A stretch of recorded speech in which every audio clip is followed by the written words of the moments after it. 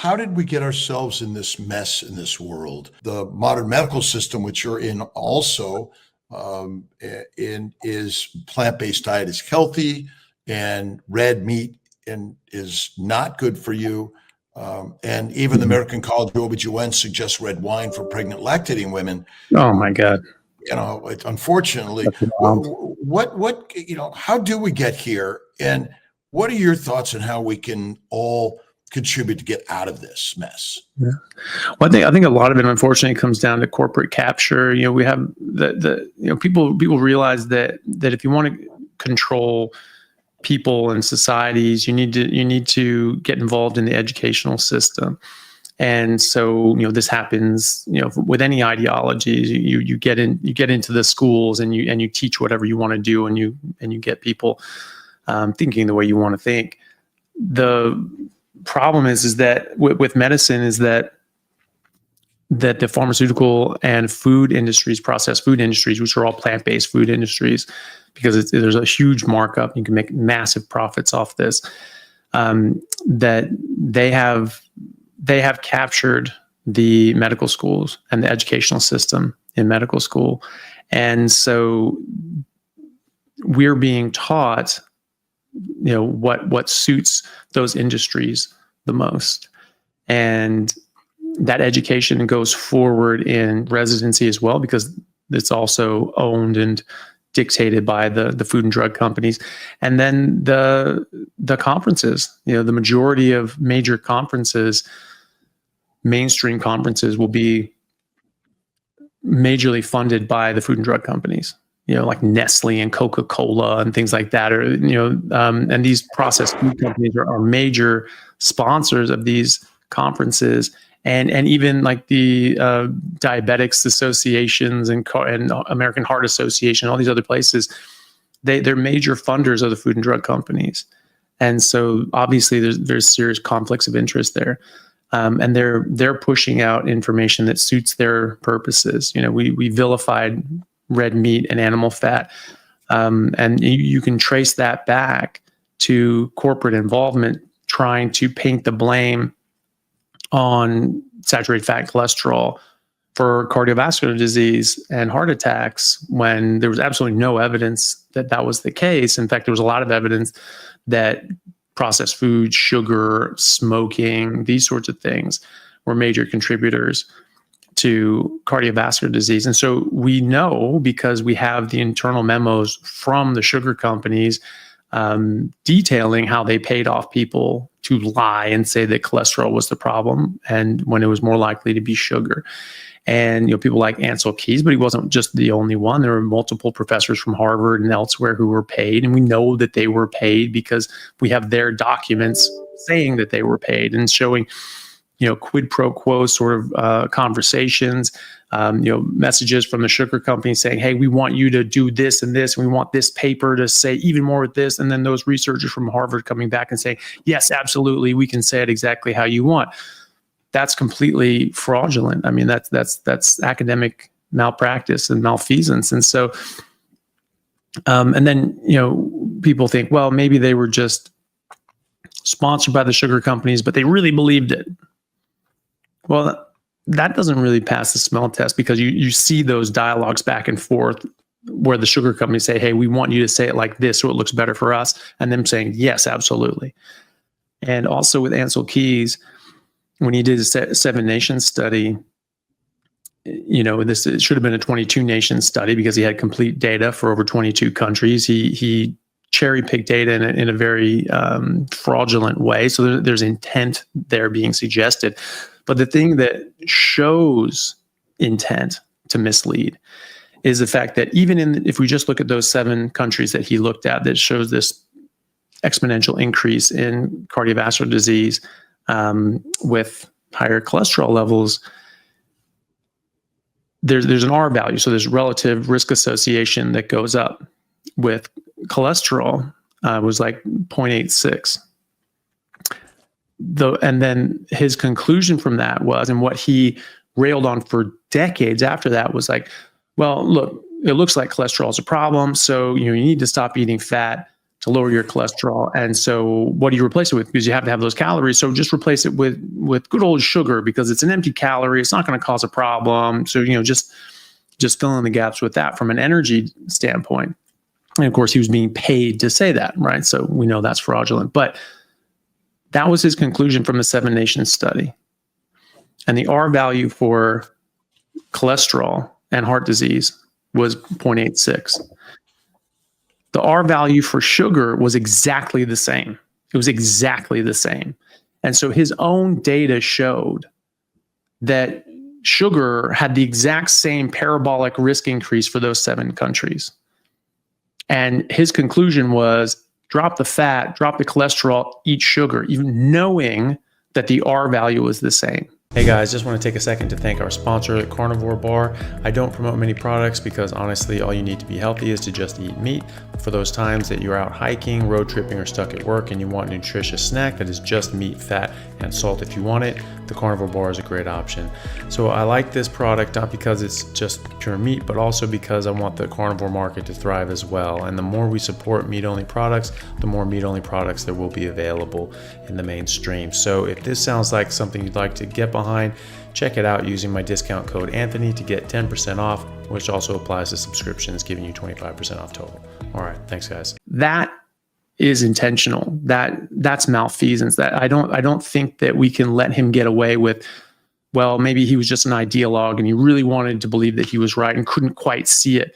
His own data showed that sugar had the same relative risk increase, and he said to eat sugar instead, even though it's exactly the same risk. So that shows me everything I need to know. But then you look at the Minnesota coronary experiment, which he was one of the lead investigators on.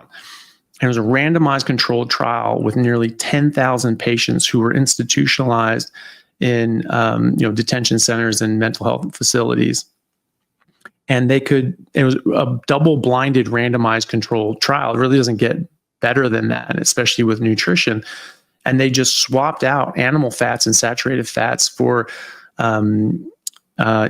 seed oils and margarine, right?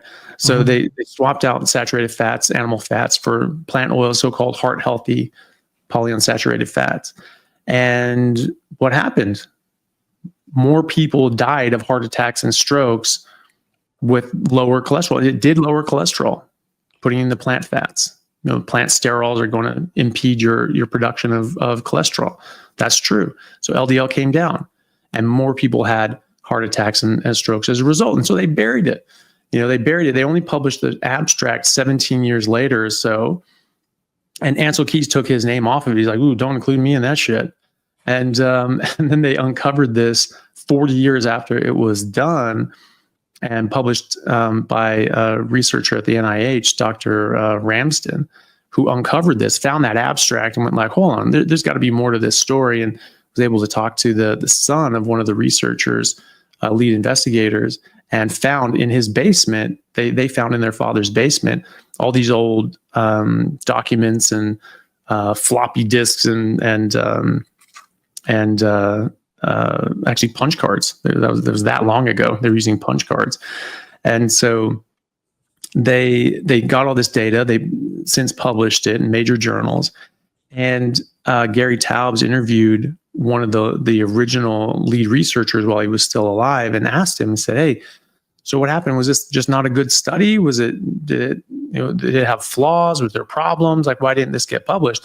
And, in a moment of honesty, that, you can be afforded to you after you've, retired and you don't have to worry about anything, and you're just sort of towards the end of your life and you just don't care. He just said, no, there's nothing wrong with the study. It was a really good study. It was really well done. It was really well designed, but we just were pretty disappointed with the results. So we just didn't publish it. Right. So that could have completely changed the course of history. And as a result, you have this idea being originally pushed by the food companies and the sugar companies. And now it's being backed by the drug companies, because now there's this multi-billion-dollar industry lowering cholesterol. And cholesterol is not the problem. Then you don't need something to lower cholesterol. Yes. If you you throw away the fat off the animal, no one's losing anything in essence, because the sugar people, the plant people make their money, the meat people make their money. The fat is it's just, no one's going to lose anything, except we're losing our health, Absolutely. which ultimately makes someone else money. And is science? Can we trust science? They didn't come out and say, "Oh, we were wrong," and publish a New England Journal article or JAMA and say, "Here's the data. We were all wrong." It's sort of hidden away. Nobody really gets to hear these things. Is it worth the fight against something, or is there another way that we can all sort of help in this mission of healing our brothers and sisters? Hey everyone, really happy to announce a new sponsor for the show and for everybody down in Australia. It's Stockman Steaks, who are delivering high quality grass-fed and finished pasture-raised beef and other meats, flash frozen and vacuum sealed to your door, something that I've been enjoying a lot of myself recently as well. They also have a great range of specialty items such as high-fat keto mince and carnivore beef and organs mince with liver, kidneys, and beef heart as well. So use code Chaffee today for a free order of beef mince or another specialty gift along with your order at stockmansteaks.com.au, and I'll see you over there. Thanks, guys. I think it is definitely well worth the fight, because if just going along with things has gotten us fatter and sicker than we've ever been in human history.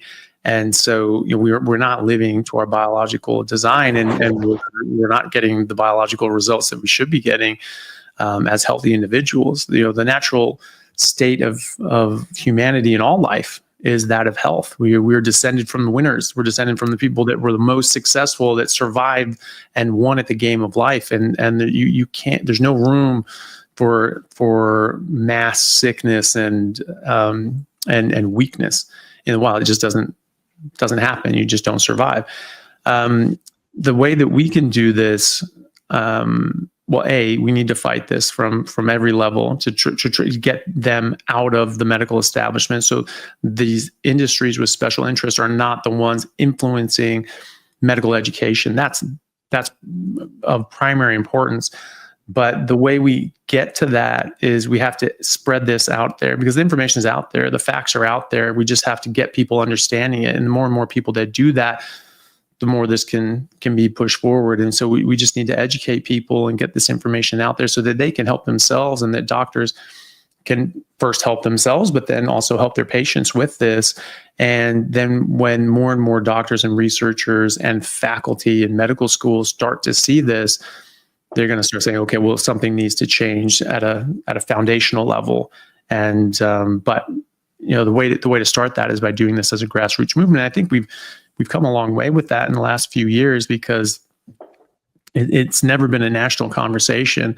In the last few years, people were just like, oh, that's crazy, this crazy carnivore thing. And now we're getting more traction. And so now you really see them start to panic. So they're paying for a lot of, garbage news articles and fake papers coming out of Walter Willett and the rest of the vegan activists and Seventh-day Adventists who have a religious bent and ideology in keeping things plant-based. And they're also highly connected to processed food industry and the drug industry.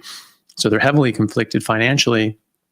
And they're pumping out nonsense epidemiological data, which can never show causation. And yet the newspapers are saying, oh, this proves red meat causes diabetes and garbage like that. And so obviously they're squirming, because this is starting to have an impact, and it's having an impact in how people choose to shop, and it's going to start hurting cereal sales and carbs and all that, and those sorts of things. And good, rightly so. And but now it's gotten to the point where people like Robert Kennedy Jr. are now bringing this to a national spotlight and attention, saying, hey, no, we are getting sicker. And this is not debatable. This is a fact. We're just getting sicker and sicker and sicker. And this has something to do with our environment. This is not genetic, because our genetics did not change within our own bodies in our own lifetime. That doesn't make any sense. And so, if you look at, and people just don't study genetics, and they've never taken genetics and understood population genetics and understand the Harvey Weinberg, equation where if you have a certain percentage of alleles in a population, unless there's a mass extinction or a mass influx and migration, you are not going to change the percentage of alleles in the population. So as no matter how big or that population grows or how it shrinks down, it should still be 5%, 5%, 5%. So this word genetic globally, right? Because you can't have a mass migration to planet Earth of more humans. Mm-hmm. And we haven't had, extreme like mass extinctions or anything like that. So we should have the same number of alleles, and yet diabetes is going up, cancer is going up, heart disease is going up, obesity is going up worldwide, and in isolated areas as well. You cannot explain this with genetics. And so it has to be environmental, and he's fine. And I think we've had enough of a groundswell to get that voice heard at a national level, which is great. And I think hopefully we can use that to make some very beneficial changes.